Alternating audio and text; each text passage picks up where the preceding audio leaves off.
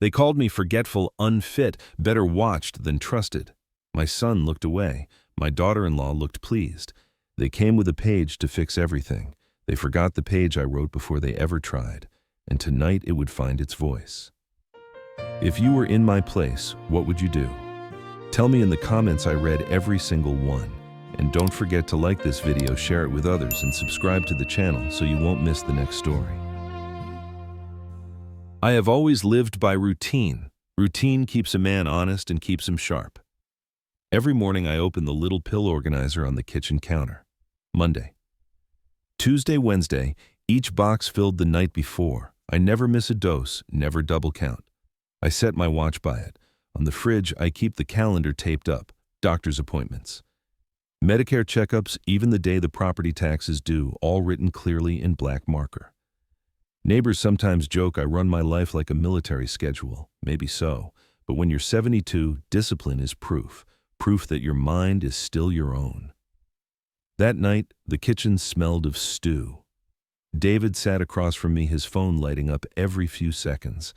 I could see the words flash across the screen: past due, final notice, collector calling. His shoulders tensed each time the phone buzzed. Melissa stood at the counter tapping on her laptop. She never really spoke anymore. She issued instructions. Her voice was smooth, but every word had the weight of a command. "This isn't safe," she said, suddenly glancing at me. "We need to finalize things, for everyone's safety." That phrase again. Always for everyone's safety. She closed the laptop and placed a single sheet of paper on the table.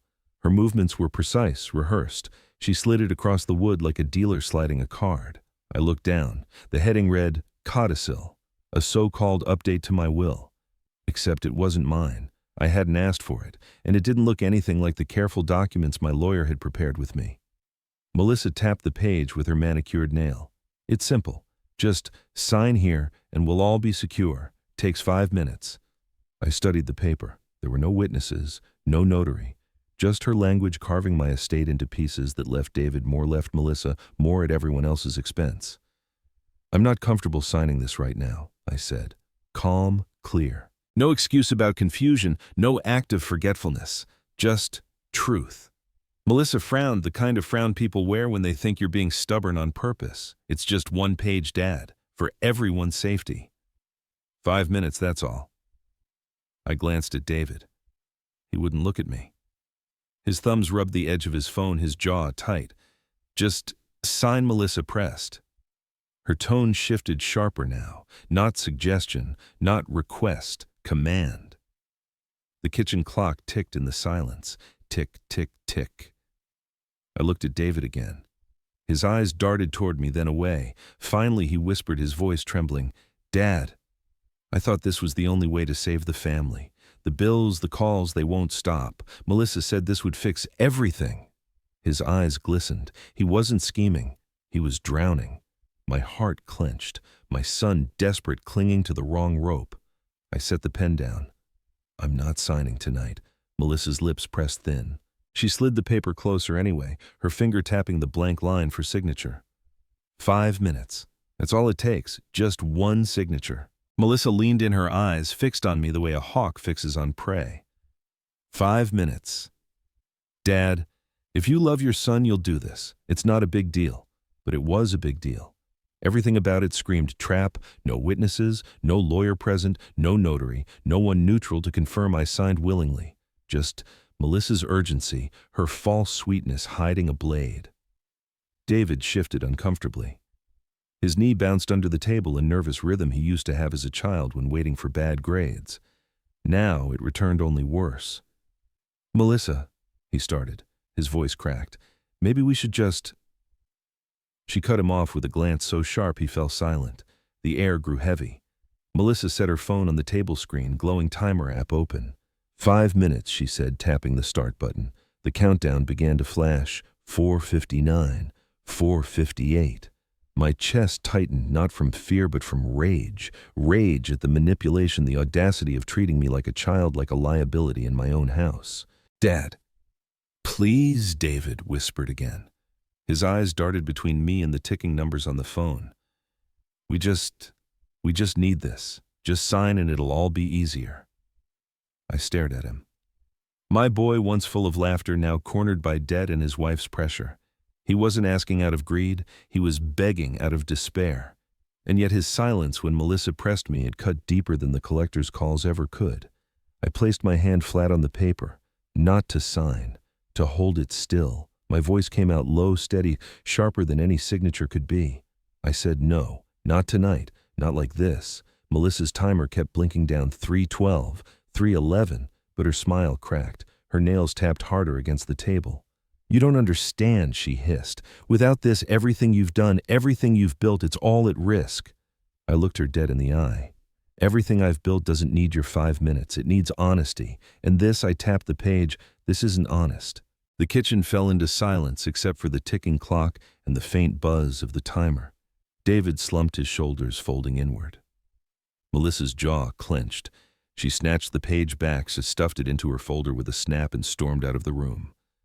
David stayed behind. He rubbed his face with both hands, groaning softly. Finally, he whispered, I just thought this was the only way. I wanted to reach for him to tell him he was wrong, that he didn't need to sell my legacy for his relief. But I said nothing. Silence in that moment felt like the only shield left between us. The timer hit 0. The screen flashed, but nothing had changed. I had not signed. I was not born into wealth. When my wife and I first married, we rented a 1-bedroom apartment above a laundromat.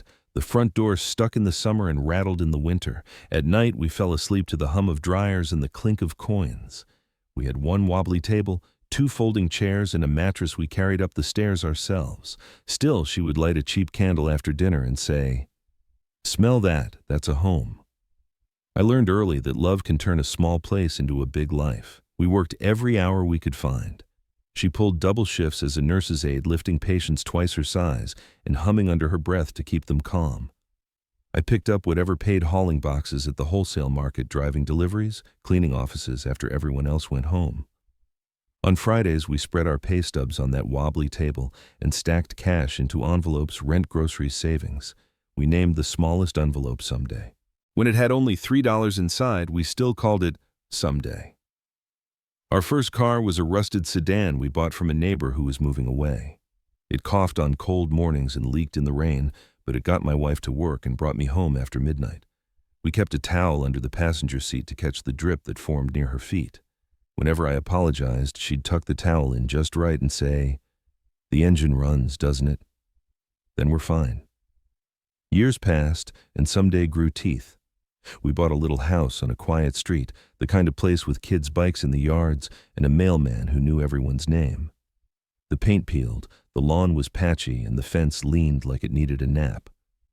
I signed the mortgage with a hand that shook, and my wife squeezed my arm and whispered, "This is the beginning." She was right. We spent weekends scraping paint and planting stubborn grass that finally decided to grow. We learned the smell of fresh lumber and the ache of good work. I studied bookkeeping at night because numbers, unlike life, always add up if you're honest with them. I learned to balance a ledger down to the penny. We paid the mortgage on time, even when it meant beans for dinner. We bought a second-hand washer so we could finally stop listening to other people's dryers. One day I replaced our wobbly table with a sturdy oak one. I ran my hand over the smooth grain and thought, we did this. Not luck, not gifts, us. Then came David, our only son. He screamed like a trumpet when he was born and fell asleep with his fists clenched as if he intended to grab every good thing in the world and bring it home. We lined the hallway with photos of him, first steps in socks too big, first day of school with a backpack that swallowed him, a Halloween costume that made him look like a traffic cone. My wife kept a spiral notebook of Davidisms, the funny things he said before he learned which words belonged together. He called the vacuum the loud eater. He called rain the sky washing its face. We raised him on schedules and kindness. Saturday mornings were for pancakes and chores. Sunday afternoons were for naps and church. During the week, I coached his Little League team and learned that boys don't need perfect fathers. They need consistent ones. When he struck out, we practiced. When he hit a triple, we high-fived until our palms stung. He learned to change a tire in our driveway and beam with pride after doing it. He promised me on a night when the stars were clear and the air smelled like cut grass that he would always take care of us when we got old. I smiled and told him I hoped we'd never need him to. We climbed another rung. The little house became equity. The equity became a 3-bedroom home with a yard that finally grew the way we asked, green and forgiving. We paid it off early, not because we were rich, but because we were relentless. The walls filled with more photos, birthdays, graduations, Christmas mornings with paper everywhere and hot chocolate on the stove. We were not flashy, but we were solid. That was the life we built, slow, honest, paid for. Of course, life bends even the straightest plans. College got expensive. David took out loans. He wanted to study big things that didn't always give back right away. After graduation, he bounced from job to job trying to find the place where he fit. Some bosses praised him, some didn't. He called more often just to check in, which is what people say when they need encouragement they don't want to ask for. Then he met Melissa.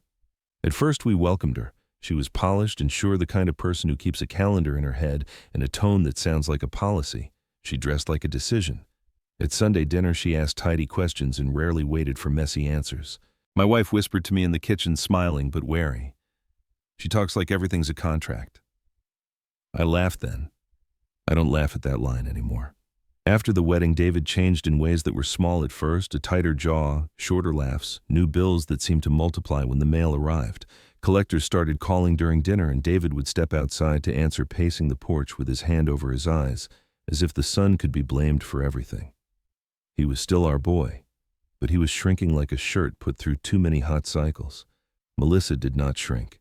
She sharpened. She began sentences with, "For everyone's safety," as if safety lived in paperwork and lived nowhere else. My wife got sick. We did the doctor visits, the second opinions, the prayers. She faced it the way she faced everything, head on, with a steady hand. On her last night in hospice, she gripped my fingers, looked straight into me, and gave me a commandment I could feel more than hear. Protect what we built. But don't erase our son. It wasn't soft, it wasn't vague, it was a line drawn in the sand from a woman who had never been one to raise her voice but always meant what she said. I promised her, and when I make a promise, I keep it. So I prepared, quietly, methodically, not with anger, not to punish, but to be faithful to the life we earned. Preparation started with paper, but it wasn't really about paper. It was about clarity. It was about not letting grief or pressure talk me into mistakes. I called my lawyer, a man who had a calm way of saying complex things and a habit of listening before he spoke. We sat in a conference room that smelled faintly of coffee and old books. He slid a draft toward me and said, "Read it," then read it again. I did. Every sentence felt like a lock clicking shut in the right direction. On the day I signed, 2 people joined us. One was his paralegal, quick and careful, who had watched 100 families try to tie their lives into neat bows. The other was my neighbor, a retired schoolteacher who had taught half the town's children to read and had nothing to gain from my signature. They weren't relatives. They weren't beneficiaries. They were there to watch me be myself, steady, awake, unforced. They added their names next to mine not because they wanted anything, but because the truth sometimes needs a chorus. A notary stamped the page, the seal pressed into the paper with a bite you can feel if you run your fingers across it. Lawyers have neat phrases for all that, but here's the plain version. We made it so no one could fairly claim I was tricked, rushed, or confused. The proof lived on the page itself. But I added more layers because my wife's voice wouldn't let me cut corners. That same week, I saw my doctor, the one who had known me for years, and noticed when my jokes got worse or my knees got louder. He asked simple questions the way good doctors do. Then he wrote a letter. In his ordinary, steady handwriting, he said that my memory worked, my judgment was clear, and I understood the decisions I was making. Did I need that letter? Maybe not. But I wanted it. Truth deserves more than one witness. Then we made a recording. Not the kind you see in movies where someone speaks into a camera and calls it a will. This was different. My lawyer set up his office camera. We sat in good light. He asked me to say my name, the day and date, my home address, the names of my children. He asked me what I was doing there. I answered each question without looking down at notes because I didn't need notes to remember my life. I said clearly, I'm 72 years old. I know exactly what I'm signing. I'm here because I choose to be. This is my decision. No script, no prompting, just me telling the truth on a day when I was rested, fed, and ready. When we finished, the paralegal took the memory card from the camera like a nurse carrying a newborn. She slipped it into an envelope, wrote the date and time, and signed her name. My lawyer signed too. They logged it, who touched it, when and why, because records are what hold up the roof when storms come. The original went into their vault alongside other families' careful plans. A sealed copy went into my safe deposit box at the bank, the one where we used to hide Christmas money from ourselves. The little USB I kept at home was just a spare, like the extra house key we hang behind the gutter. Useful, but not the point. I built a binder at home labeled House Money David. Inside I placed clean copies of everything. I added a page called Sundays, where I wrote which bills auto-pay and which ones I still like to send by check because old habits feel like friends. I stuck the property tax letter in a clear sleeve near the front because it mattered to me that anyone opening that binder would see right away that I was paying attention. I taped a simple checklist to the inside cover, pills taken on time appointments. Scheduled trash set out on Tuesdays, the water filter changed every 6 months, not because I forget. Because structure tells the truth about a person when their words get talked over. At the end of that week, I felt something I hadn't felt since the hospice night: steady. Not happy, not pretend strong, just steady. I had done what my wife would have done, tied down every loose end twice. Meanwhile, David was struggling. He came by more often, and not just for dinner. He came with a face that looked like a map of detours. He told me the business he tried hadn't worked, that a side contract had fallen through, that Melissa had ideas for cutting the fat, which sounded a lot like cutting out the small joys that make a life livable. He said the words "past due" like they were a place he had been instead of a warning on a bill. We sat at my oak table and I made coffee and did not tell him he had failed. I told him every man gets bruised by his own hopes eventually. He nodded and looked at his hands. Melissa called me efficient to my face and controlling behind my back. She liked to say, "We just want everything safe for everyone," which meant safe for the plan in her head. She sent emails about estate hygiene, which made me laugh the first time until I realized she wasn't joking. She spoke like a policy manual. People like that are useful at work. In a kitchen, they sound like a fire drill that never ends. I didn't argue with her. I cooked too much food when they visited, and when they left, I put leftovers in containers labeled in big letters because I know how to love without calling attention to it. I watched David try to be two people, husband and son, and wear himself out trying. When he hugged me at the door, he hesitated half a second longer than he used to, as if the hug was a question. The day I placed the sealed copy of my papers in the bank box, I stood in the cool vault hallway longer than I needed to. It smelled like metal and quiet. I rested my hand on the beige envelope and whispered to my wife that I had done it. I don't usually talk to people who are gone, but that day, it felt right. I told her the plan was solid, that the house was safe, that the money would not be bled by panic or pressure, and that I had left room for mercy too. I said I would not erase our son. Then I went home and made stew, because everything is easier to face when the kitchen smells like comfort. I keep my pill organizer on the counter because routine is a compass. Monday, Tuesday, Wednesday, little lids that click shut like promises. On the fridge hangs a calendar with big black squares and neat writing: doctor's visits, tax dates, choir practice at church. I don't write those things down because I can't remember them. I write them down because I respect them. If you walked into my house on an ordinary afternoon, you'd think you were in the home of a man who likes order. You'd be right. There's a basket by the door for keys and a hook for my hat. The broom stands where it always stands. I keep a pencil on the windowsill next to the sink so I can write thoughts as they pass, instead of letting them drift away. None of this is fancy. It's just a way of saying to the day, I'm here. I'm paying attention. Sometimes after dinner, I walk the hallway where the photo frames live. My wife smiles at me from every angle of our life: at a picnic on a cheap motel balcony by the ocean, in a hospital gown, making a face because the Jell-O tasted like perfume. Near the end, when her hair had thinned and her energy was measured in careful teaspoons, she still found ways to boss me around with a look. On our last night together, that look softened into something fierce and loving all at once. Protect what we built. Don't erase our son. The sentence has no frills. It doesn't need any. I've heard it in my head every day since. People like to pretend grief is a monster that leaves after the funeral. It's not. Grief scoots over on the couch to make room for you and then lives there as a quiet roommate. You learn to make 2 cups of coffee instead of 1 and pour one down the sink. You learn to open the closet and say, We're not giving away your red sweater out loud, even though no one argues. You learn that the sound of the washing machine running at night can make you cry if you're not careful. And still, life goes on. The grass keeps growing as if it doesn't know who's missing. Bills arrive in the mail like clockwork. The world refuses to stop for even the best people. David tried to be kind after the funeral. He took the trash out without being asked. He offered to fix a loose step by the back porch. He brought Melissa's lasagna, which tasted like a meeting agenda, but fed me just the same. He also brought his worry. Worry changes a person's eyes first. They don't look at you. They look through you at the problems stacked behind your shoulder. I recognized that look because I had worn it years ago when the mortgage was bigger than our paycheck. The difference was that back then your mother and I faced the worry together. Now, David faced it with someone who talked like a spreadsheet. One evening he came by late and sat at my table while the clock hummed. He asked if I remembered when he wanted to become a doctor. I said yes. He laughed, one of those laughs people make when they're walking across a thin bridge in their mind and want to pretend the boards aren't creaking. Turns out, I'm not that guy, he said. I told him there's more than one way to take care of people. He nodded. His phone buzzed with a number he didn't save. He didn't answer.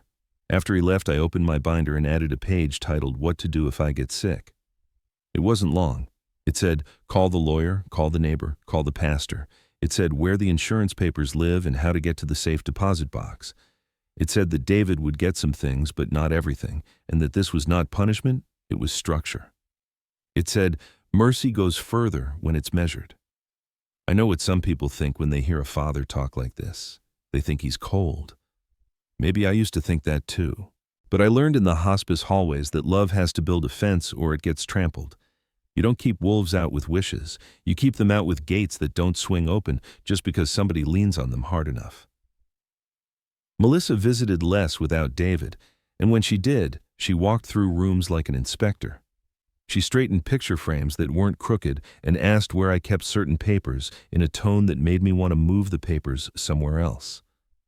She kept saying, we just want everything to be safe for everyone. I wanted to ask her to define safe, but I had a feeling her definition would make me tired. I don't hate Melissa. She is not a cartoon villain. She is a woman who has decided the world is a windstorm to be lashed down and labeled.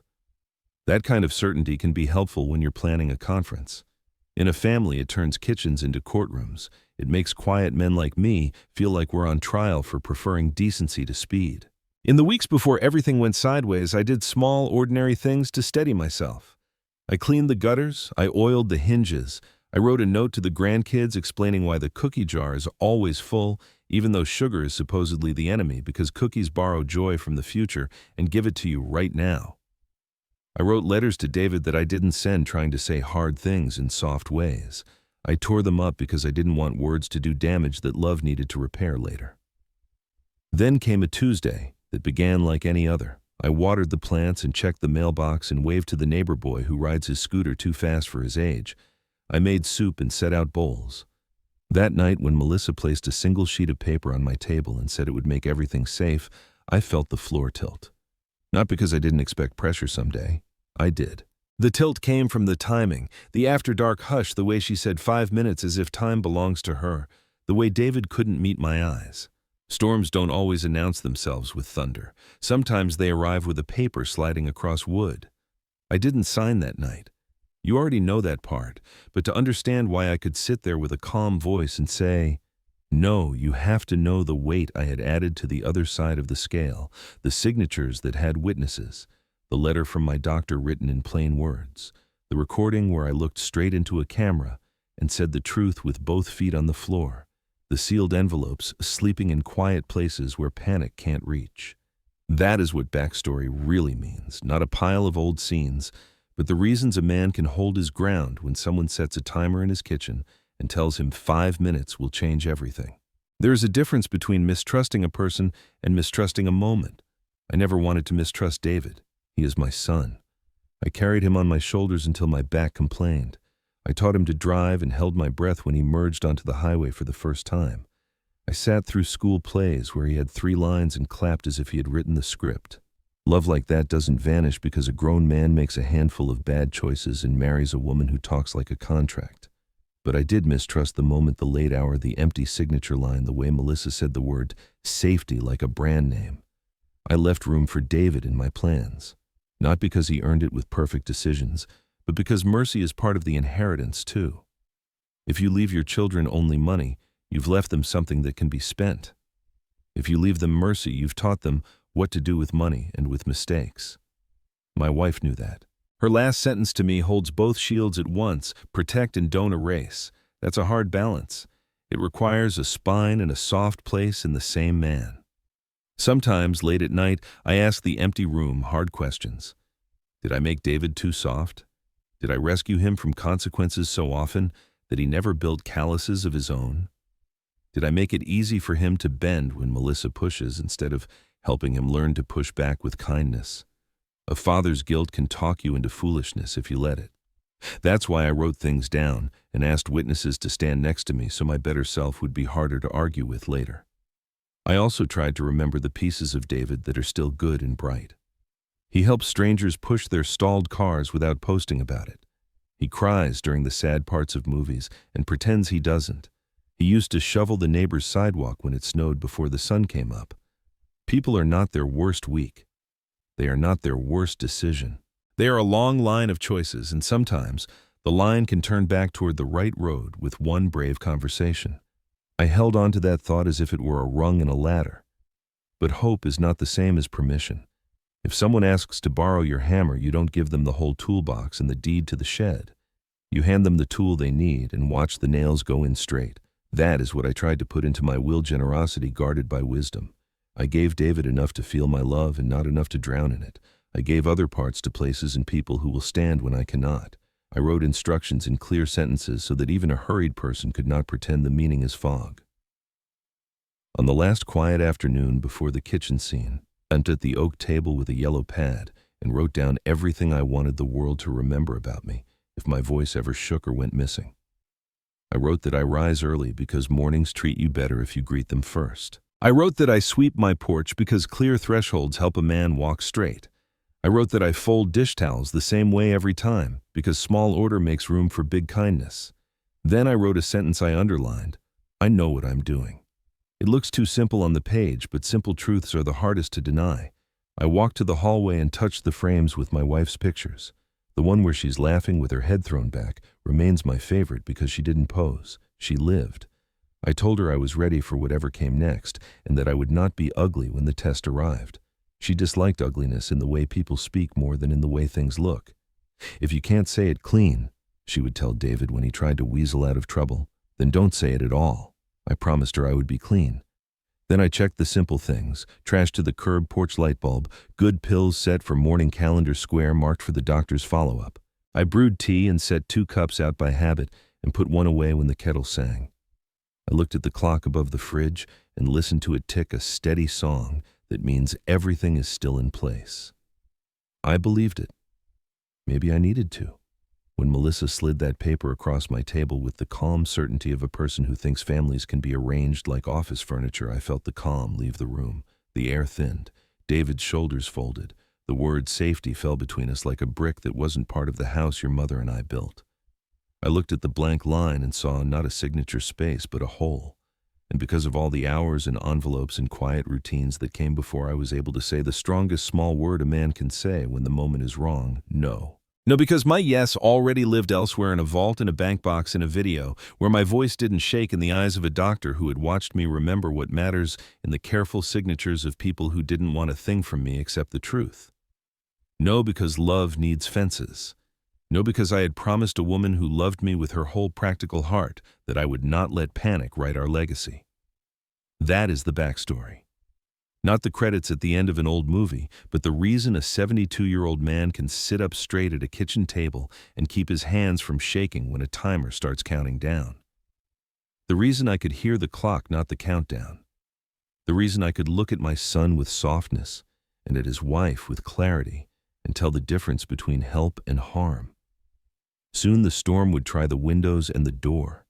Soon voices would rise and papers would pretend to be power. Soon we would be in a courthouse where wood and echoes make people speak carefully. But before any of that, there was a life built board by board, morning by morning, and a promise spoken in a hospice room that turned into plans made in an office and sealed in places where fear can't find them. I protected what we built, and I did not erase my son. The rest of the story, the pressure, the signing, the deletion, the judge, the video, the headlines, only makes sense if you know those two truths came first and held. It began on an ordinary evening, the kind of evening that pretends to be harmless until you notice the weight of the silence. The kitchen smelled faintly of stew onions, carrots broth simmered down to comfort. The old clock above the fridge ticked with its usual stubborn rhythm. Everything looked the same as it always did, the pill organizer on the counter, the calendar taped to the fridge, the stack of neatly written notes by the sink. The house had proof of my order everywhere, proof that I was paying attention, proof that I was not the forgetful old man Melissa liked to hint I was. David sat across from me, hunched over his phone. The glow lit his face in pale blue, washing out what little color stress had left him. Each time the screen buzzed, I caught the words flashing, past due, final notice, collector calling. His jaw clenched tighter with every notification. He tapped the edge of the phone, a nervous rhythm that reminded me of the way he used to bounce his knee during spelling tests as a boy. Melissa stood at the counter, her laptop still open to keys, clicking until she snapped it shut. She turned with that boardroom poise of hers, polished, controlled, a woman who believed every moment was a negotiation. She placed a single page on the table and slid it toward me like a card dealer. "This will settle everything," she said. Her tone was silky, but her eyes held a command. I looked down. A so-called update to my will. A codicil, she would probably call it if she wanted to sound official. Except I had never asked for it. No lawyer present, no witnesses, no stamp, just one sheet of paper that shifted my estate heavily in her and David's favor. "You just need to sign here, Dad."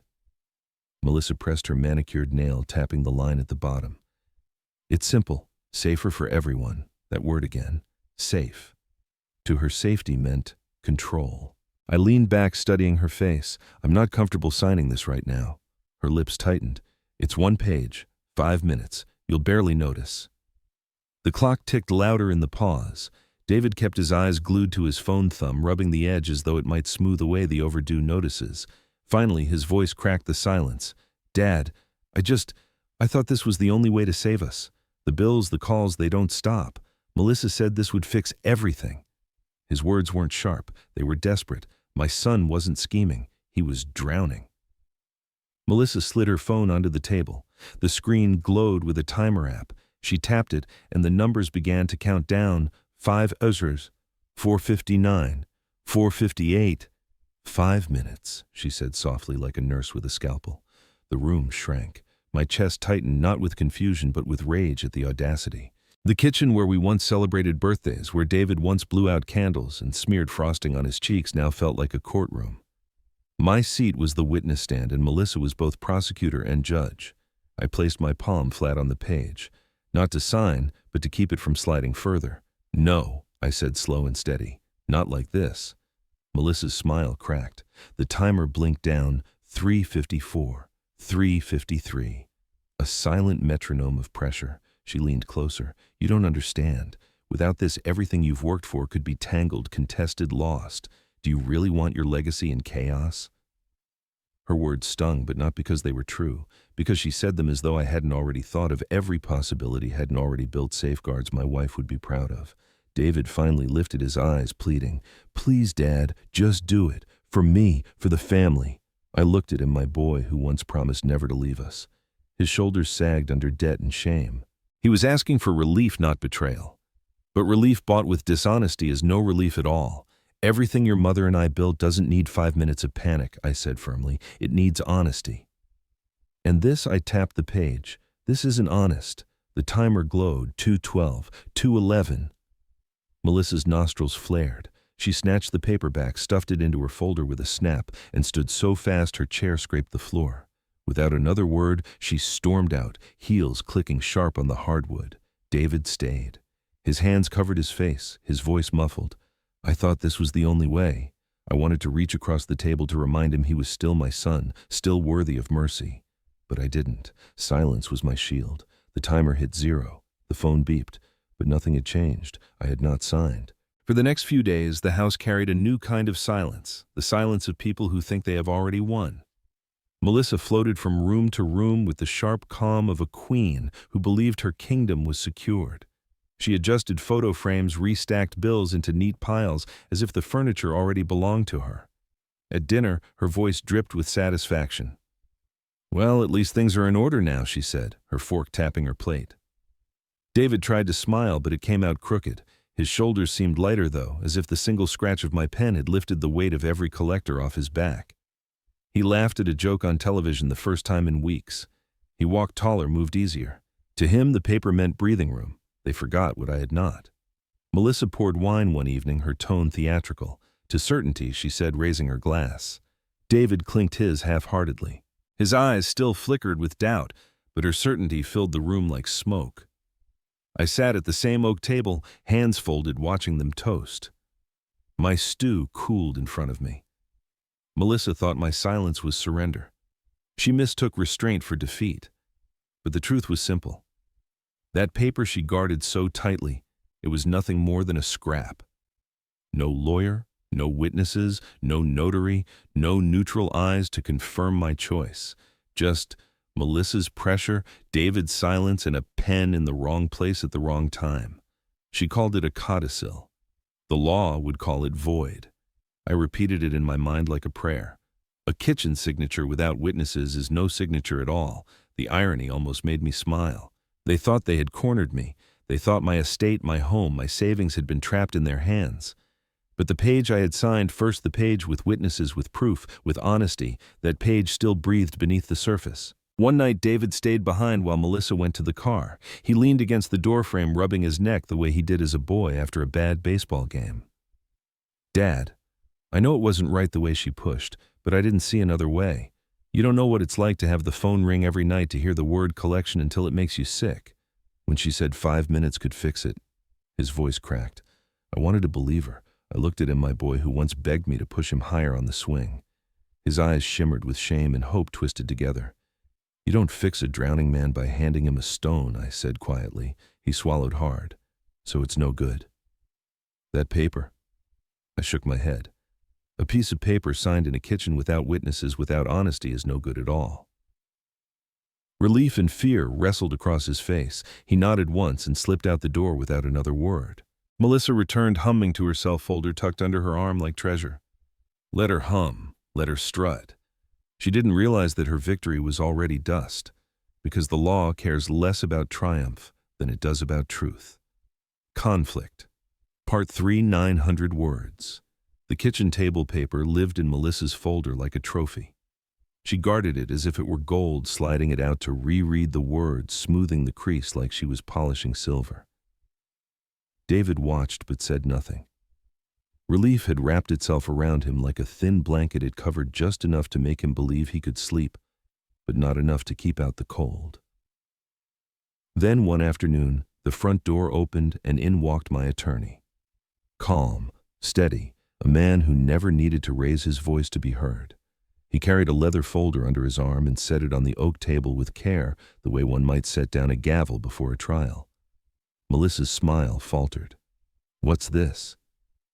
The lawyer flipped open the folder. Inside lay documents thick with signatures, seals pressed deep into the paper. He spoke evenly. "This is your father's will, properly signed. 2 people witnessed it, neither family, neither beneficiary. A notary sealed it. It was filed and logged before any so-called update ever appeared." David blinked, his hand tightening around the back of his chair. "But he signed a kitchen paper without witnesses means nothing." The lawyer cut in his tone as clean as a blade. "The law is clear that scrap cannot erase what was already done. The valid will stands." Melissa's face drained of color. She opened her mouth, but no sound came. "And there's more," the lawyer said, sliding a small drive across the table. "We also have supporting evidence, not required but powerful." He connected it to the television. The screen flickered, then steadied. There I was, sitting in his office weeks earlier. My voice filled the room. "My name is redacted. I'm 72 years old. I am here by my own choice. I know what I'm signing, and I do this freely." The camera caught everything. My posture, upright, my eyes clear, my words steady. Then came the questions: my son's name, my address, the date, the day of the week. I answered each without hesitation. Melissa shifted, arms crossed tight. David stared at the floor, tears gathering, shame burning his cheeks. When the video ended, the lawyer spoke again, his voice calm but final. The paper will is valid. This video simply proves what's already true, that he was clear-minded, deliberate, and free when he made his choice. Together, they leave no doubt. Silence hung in the air. The only sound was the old clock ticking, steady as always. Melissa's composure cracked. Her nails dug into the folder, her breath shallow. She had built her victory on sand, and now the tide had come in. David finally lifted his head, eyes wet. "Dad, I didn't know. I thought—" He stopped, his voice breaking. I met his gaze. "I know what you thought, but the truth doesn't bend just because the bills are heavy." Melissa snapped the folder shut with a clap that echoed in the room. "This isn't over," she hissed. Maybe it wasn't, but at that moment the storm had shifted. The kitchen that once felt like a trap now felt like a fortress. Not because I had shouted or fought, but because the truth had spoken louder than fear. And Melissa, for the first time, had no words to drown it out. Conflict. Part 4. 900 words. Melissa stood frozen, the color rising in her cheeks. The lawyer's words still hung in the air, heavy as chains. Then suddenly she snapped. "This is a setup," she spat, slamming the folder against the table. "You had this planned from the start. Dragging in lawyers' videos? Neighbors who does that? Normal families don't videotape their fathers like criminals." Her voice rang sharp against the kitchen walls. The lawyer didn't flinch. "Normal families also don't corner their father-in-law at the dinner table with a timer and a pen." Melissa's eyes flared. She turned on David. "Do something. Say something. He's making a fool out of us." David's lips parted, but no words came. His hands shook where they clutched the back of his chair. "Melissa, maybe we pushed too hard. Too hard." She nearly shouted. "We had it in writing, in his signature. And you," she jabbed a finger at him, "you let him drag in some neighbor and a dusty old video to erase it all." David shrank, his shoulders folding inward. "I just wanted to save us," he said softly. "I thought this was the only way." Her laugh was bitter sharp. "Save us? You call this saving? You've doomed us, David." I watched silent as the cracks in their alliance widened. Melissa's fury had always been her fuel. Now it turned on the very man she claimed to fight for. The lawyer closed his folder, his voice calm as ever. "The law will see the kitchen paper for what it is, invalid. The will stands.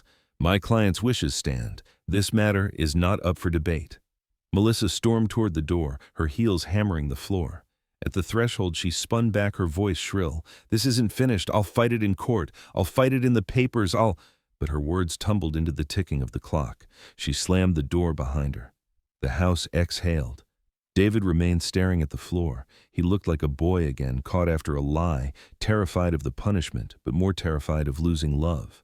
"Dad," he whispered, "I didn't mean for it to go this far. I thought if you just signed, everything would calm down. No lawsuits, no collectors, no fear."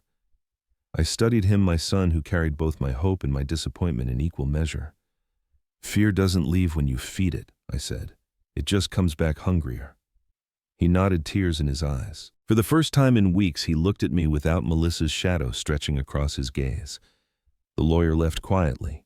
The house grew still, only the hum of the fridge and the ticking of the clock filling the air. The next morning, I unfolded the local paper. There, on the second page, a headline stared back: "Father 72 stands against alleged will fraud in family dispute." The article was brief, a column tucked between city news and classifieds, but the effect was immediate. Neighbors stopped me at the store, shaking my hand, whispering that they'd heard. Church friends called, their voices warm with support. One man on the street simply nodded as I passed, a gesture that said more than words. "You did the right thing." For Melissa, it was the opposite. People talked in hushed tones when she walked into the market. A clerk I knew well told me later. She came in like a storm, slammed her groceries down. Folks just stared. Her pride had always been her armor. Now the cracks were public. David avoided town for a while. He lingered at my house, fixing things that didn't need fixing, sitting at the table long after coffee went cold. His silence said what he couldn't. He was ashamed. Torn between loyalty to his wife and guilt toward his father. I didn't press him. Some truths ripen on their own. But I could feel it. The storm had only shifted skies. Courtroom's hearings, more papers would come. Melissa wouldn't retreat quietly. She would double down, sharpen her arguments, raise her voice in places where echoes made words sound bigger than they are. Still, I had something she didn't. Not just documents, not just videos. I had the truth of preparation, the steady rhythm of order, the promise to a woman who asked me not to erase her son. And so, as conflict drew to its pause, I sat once more at the oak table, the same table where Melissa once counted down minutes like they were chains. I folded my hands and whispered to the silence, "The storm is not over, but neither am I." That night, long after my lawyer had left and Melissa's car had peeled out of the driveway, I sat alone at the oak table. The stew pot was still on the stove, cold now, congealed at the edges. The timer on Melissa's phone, forgotten, lay face down near the salt shaker. The silence was thick, not the comfortable kind that comes with rest, but the heavy kind that makes a man count his breaths. I leaned back in my chair and stared at the ceiling. My mind replayed every moment, the scrape of Melissa's chair when she stormed out, the tremble in David's voice, the way the neighbors' names rolled off my lawyer's tongue as witnesses to the truth. I should have felt victorious. After all, the law was on my side. The paper will was intact. The video was clear. Melissa had been silenced, at least for now, but victory felt hollow. Instead, a question gnawed at me. Where did I fail my son? I thought of David as a boy standing in the outfield with his glove too big for his hand, calling out, "Dad, watch me." I had always watched. I'd cheered until my throat was raw, clapped until my palms stung. I taught him how to ride a bike, how to change the oil in a car, how to shake a hand firmly. I thought those things were enough to build a man. But somewhere along the way, he learned to bend instead of stand. He learned to reach for shortcuts instead of endurance. And maybe I taught him that. Every time he stumbled, I lifted him. Every time debt threatened to swallow him, I bailed him out. I thought I was protecting him, but maybe I was teaching him to depend on me as a crutch. My silence in the kitchen when Melissa pressed me had been strength. But my silence all those years when David avoided responsibility was that weakness.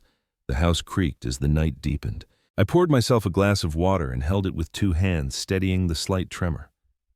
The reflection in the glass was an old man's face lines carved by time and regret. My wife's voice came back to me clear as the day she spoke it. Protect what we built.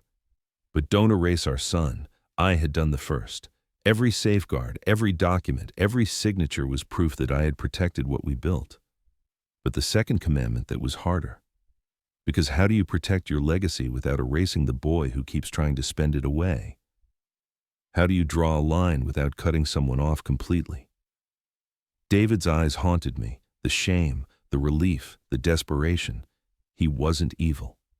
He was broken. And brokenness doesn't erase blood. I whispered into the empty kitchen. Was my silence mercy or cowardice? The clock ticked on steady, refusing to answer. I pushed the glass aside and opened the drawer where I kept her letter. The paper had yellowed at the edges, but her handwriting was still steady, the loops and lines that I knew better than my own. Do not let fear make you harsh. Do not let love make you blind. Protect what we built. But remember, our son will always be part of us, even when he forgets. I traced the words with my finger, reading them again and again until the letters blurred. It wasn't a letter of comfort. It was a challenge, a tightrope stretched between mercy and discipline. I leaned back in my chair and closed my eyes. Memories came uninvited, her laughter in the garden when David splashed her with the hose, the look on her face when he graduated high school, tears hidden behind sunglasses, the quiet pride in her voice when she said, "He's ours, no matter what." I had been so focused on protecting the house, the money, the structure we had built brick by brick, that I forgot the softer part of her command, mercy. But mercy doesn't mean surrender. Mercy without strength is indulgence. Strength without mercy is cruelty. I had to find the balance. I thought of David again, his hunched shoulders, his trembling voice when he said, "I thought this was the only way." He wasn't plotting against me. He was pleading for help in the only language Melissa had taught him. Could I fault him for drowning when I was the one who had never taught him how to swim without me? The night stretched on. I walked the hallway lined with photographs. My wife's eyes followed me from every frame. In one, she was laughing with her head thrown back. In another, she held David as a baby, her arms strong, her smile fierce. She was gone, but her command remained. I stood before her photo and whispered, "I will not erase him, but I will not let him or her destroy what we built. There has to be a middle road." The words steadied me. By dawn, the decision was clear. I would protect what was ours with every ounce of order and truth I had. But I would also leave space for David, not as much as he wanted, maybe not even as much as he thought he needed, but enough to remind him that blood cannot be erased. I returned to the kitchen, the oak table waiting in the pale morning light. The stew pot still sat on the stove, cold but familiar. I placed her letter back in the drawer, smoothed the crease one last time, and whispered, "I'm ready." The storm was not over. Melissa would return sharper than ever. David would waver, torn between loyalty and shame. The courts would open their doors and the world would weigh in, but I was no longer just defending papers. I was defending a promise to protect and not erase, and this time I would not be silent. The house was quiet but not peaceful. Silence had weight now, heavy, watchful. I could hear David pacing in his old room at night, the floorboards creaking in uneven rhythm. The glow of the computer leaked under the door like a secret spilling into the hallway. One night close to midnight, I paused outside that door. Through the crack, I heard Melissa's voice, sharp, urgent, the way she spoke when she wasn't pretending to be polite. "Delete it," she hissed. "If that video ever shows up, everything falls apart. Do it now." David's voice was softer, frayed around the edges. "But the lawyer has the real one. There are copies. I don't think—" "Then get rid of this one," Melissa snapped. "If it's gone here, at least it won't be used against us. Just do it." The keyboard clacked. The monitor flickered. Then silence. I stepped back into the shadows before they emerged. But I already knew what had happened. The USB copy I kept at home, the spare, the convenient one, was gone. The next morning I called my attorney. His voice was steady, but I heard the steel beneath it. "They deleted the household copy," I said. "Then we'll treat it for what it is," he replied. "Spoliation. Destruction of evidence. The originals are safe, but the attempt tells the court everything we need to know about intent." By noon, he had filed the motion, a request for sanctions for a protective order for an emergency hearing. Attached were the computer logs, timestamps showing deletion at 11:42 p.m. under the account registered to David. Evidence doesn't lie even when people do. Melissa thought she had buried the truth. What she had done instead was plant proof of her own desperation. The storm outside my window had begun to move into court. The following day, the phone rang. The caller ID showed the bank. I answered. "Mr. Pe." Redacted. The manager said carefully, "We received a request for a home equity line of credit in your name. Before processing, we wanted to confirm." "Did you authorize this?" "I did not. I never would." The manager's pause told me everything. Melissa's reach was extending beyond papers now. She was testing doors, rattling locks, looking for weak hinges. I told my attorney immediately. By the afternoon, the filing had grown. Not just spoliation, not just a protective order, but urgency. "Your Honor," the motion read, "our client faces imminent risk of financial harm. We request immediate protection of estate assets and preservation of evidence." The hearing was set. Bench only, no jury. A judge, a lawyer, the truth and the lies laid bare. That evening I sat again at the oak table. The house was quiet, but my resolve was louder. The stew pot was still on the stove, untouched, a reminder of how ordinary life tried to continue while storms raged. I whispered into the silence, "The originals are safe.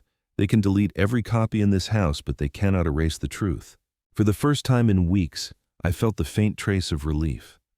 Not because the battle was over, but because it was about to begin where truth still mattered. The courthouse smelled faintly of varnish and paper. I hadn't set foot inside one in years, but the echo of footsteps down the tiled hall felt strangely familiar, like the past brushing against the present. We sat in a small courtroom, no jury, only a bench. The judge entered her robe, sweeping her gaze sharp and deliberate. "This is a hearing on the matter of spoliation of evidence and protective order," she announced. Melissa sat 2 rows ahead, her posture perfect, chin lifted as if confidence alone could bend reality. David slumped beside her, his tie crooked, his eyes down. He looked like a man dragged into battle he never wanted to fight. My lawyer rose first. His voice was calm, deliberate. "Your Honor, opposing parties destroyed a digital copy of critical evidence. While the original remains intact at my office, sealed and secure, the attempt at deletion speaks volumes. We have computer logs showing deletion at 11:42 p.m. under the user account belonging to David. This is spoliation, an effort to interfere with the truth." He laid out exhibits. Exhibit A, the computer log printed with timestamps. Exhibit B, an affidavit from his paralegal describing the original storage of the recording and the safekeeping of the paper will. Exhibit C, the sealed envelope from his vault, untouched proof that the original remained pristine. The judge leaned forward, tapping her pen. Counsel for the respondents. Melissa's attorney adjusted his glasses, clearing his throat. Your Honor, what was deleted was only a copy. No prejudice has occurred. The original exists as they admit. This is a non-issue. My lawyer stepped closer. His voice sharpened, though he never raised it. Then why delete it at all? What innocent reason is there to erase a copy of the will video, if not to conceal? Attempts to destroy truth are just as telling as success. A man who hides his hand proves he is holding something. The judge's eyes flicked toward Melissa. Her lips pressed thin. David shifted his hands, fidgeting in his lap.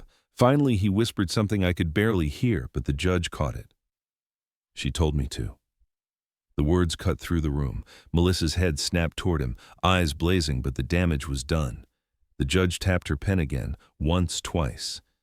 Exhibits A through C are admitted. The court acknowledges that deletion occurred and that it was intentional. The originals remain secure. I will consider adverse inference regarding credibility, and effective immediately protective order is granted. No assets may be moved, altered, or diminished until further ruling. The gavel struck once sharp as thunder. Melissa stiffened, her face pale now, her composure cracking at the edges.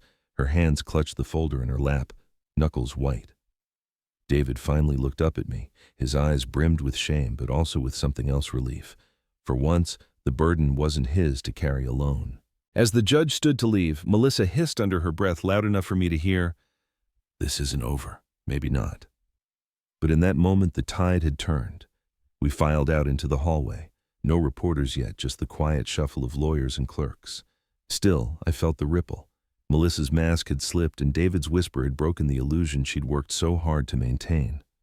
I walked slowly toward the exit, the courthouse doors tall and heavy before me. For the first time in weeks, the weight in my chest eased. Not gone, but lighter. The battle was still ahead, but for now, the truth had spoken and the court had listened. The evidentiary hearing felt colder than the last. The walls seemed higher, the echoes sharper. A small crowd had gathered this time, neighbors, curious onlookers, even a local reporter scribbling in a notebook. The headline from last week had drawn attention. Melissa sat rigid, her face a mask of icy confidence. David looked older, the dark circles beneath his eyes deep as bruises. I sat beside my lawyer, steady hands folded on the table.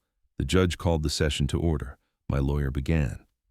Your Honor, today we submit supporting evidence of testamentary capacity. Before he could continue, Melissa's attorney sprang up. Objection, that video is unreliable. In this day and age, deepfakes can make anyone say anything. How can we know this is authentic? A murmur swept the gallery. The word deepfake sounded heavy, sinister. Melissa leaned back in her chair, lips curled in a faint smile. The judge raised a brow. Counsel, are you asserting fabrication? Yes, the attorney said firmly. The video could easily be manipulated. We cannot rely on it. Melissa nodded sharply, adding fuel. That recording is nothing but a trick. He probably rehearsed lines, maybe even doctored it after the fact. My lawyer didn't flinch. Very well, let us test that claim. He called the forensic expert to the stand.